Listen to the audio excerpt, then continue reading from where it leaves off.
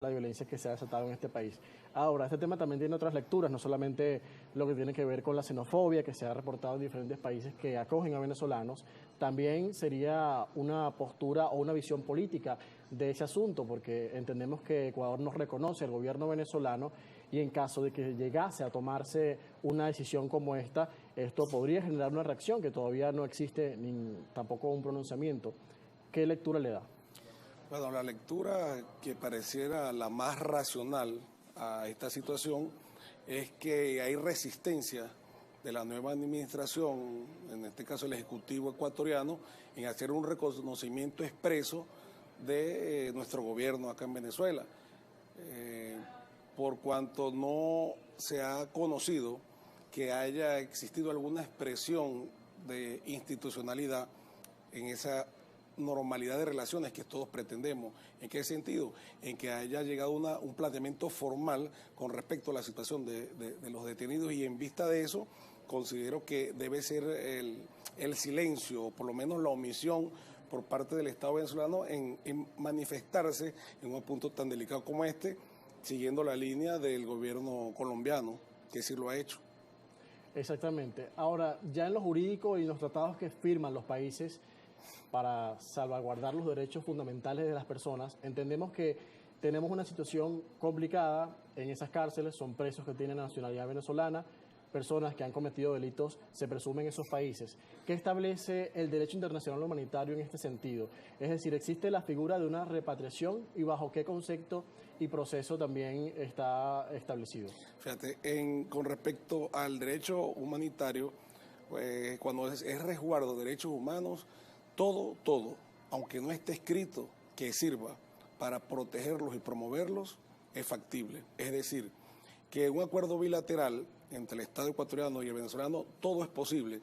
Yo no le llamaría el término repatriación, porque yo considero que del análisis que hemos hecho, la repatriación obedece a un tema administrativo, pudiera darse una connotación política si llegara a haber un acuerdo, pero en términos estrictamente legales, pudiera decirte que a nivel de Hispanoamérica, nosotros tenemos algunas normas en derecho comparado y propio también acá en Venezuela, donde se establece la posibilidad de lo que el primer mecanismo sería la expulsión del territorio geográfico de un penado. En el caso nuestro, en la ley de drogas, hay un claro ejemplo como una pena accesoria que también reconoce el Código Penal, que es la expulsión del extranjero que haya quedado condenado, en este caso por delitos que tengan que ver con narcotráfico.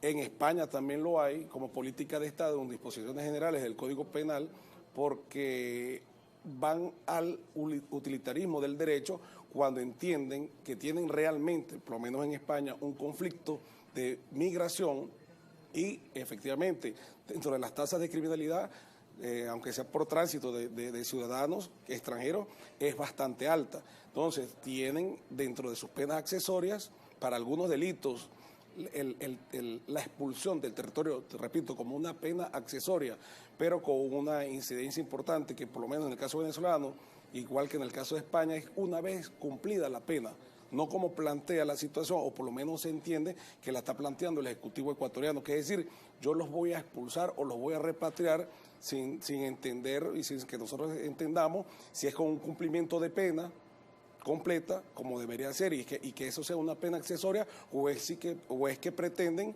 que ellos purguen pena o condena acá en Venezuela, que sería una situación inédita y totalmente distinta. Su escritorio jurídico y el grupo de abogados que lo acompaña, ¿qué le van a sugerir al gobierno ecuatoriano y también qué le pudieran recomendar al gobierno venezolano en cuanto a la postura que deben tomar sobre este asunto? Fíjate, con respecto a las actividades que vamos a desarrollar los próximos días, no contemplamos tocar de alguna manera al Estado ecuatoriano. Interesante porque lo que me estás comentando, porque se nos pudiera ocurrir incluso ir a la embajada ecuatoriana con un pliego. Tendríamos que planificarlo y analizarlo. Pero pareciera que no hay funcionarios allí en este momento. Habría que ver, tendríamos que ver. Ahora, puntualmente, y lo que sí estamos convocados a formular es que vamos a acudir a la Comisión de Política Exterior de la Asamblea Nacional con una solicitud formal donde le vamos a pedir que se aboque a la problemática que se está planteando en protección de los derechos fundamentales de nuestros compatriotas, que lamentándolo mucho están en una situación difícil allá, pero sobre todo para que se resguarde lo que nosotros consideramos que pudiera haber detrás de ello, que es la continuidad de estas políticas de incitación al desprecio de la venezolanidad, por lo menos en ese país. Por acá le preguntan, con eso de que el gobierno de Ecuador no reconoce al gobierno de Venezuela, ¿quiere decir que no existen ningún tipo de acuerdo, tratados y convenios entre ambos gobiernos por ahora?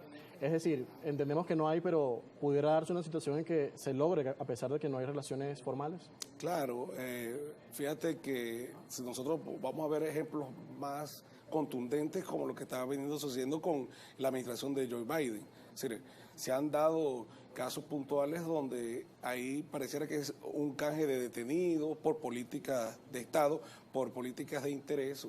Recientemente hubo un caso, sin embargo, el caso Citgo también, salieron unos penados de acá. Entonces, si el Estado norteamericano, que es quien ha apuntalado el asedio, el ataque, por medio de las medidas coercitivas unilaterales en contra de Venezuela, creo yo que en el tema regional, con una administración como el presidente Noboa, con todas las distancias que pudieran haber desde el punto de vista ideológico entre un gobierno y otro, pues yo creo que es factible. No creo que esa es una situación que esté totalmente encerrada, porque jamás pudiéramos nosotros pensar que dentro de la mentalidad de estos líderes de Ecuador que hoy están gobernando, estén al margen de lo que es la teoría de los derechos humanos. Es difícil pensarlo. Señor Alberto, muchas gracias por acompañarnos esta mañana. Esperamos entonces detalles próximamente sobre lo que pueda suceder en torno a esto y el pronunciamiento que ustedes vayan a emitir. Hoy con nosotros Alberto Perdomo, abogado y asesor de la Fundación Latinoamericana para los Derechos Humanos.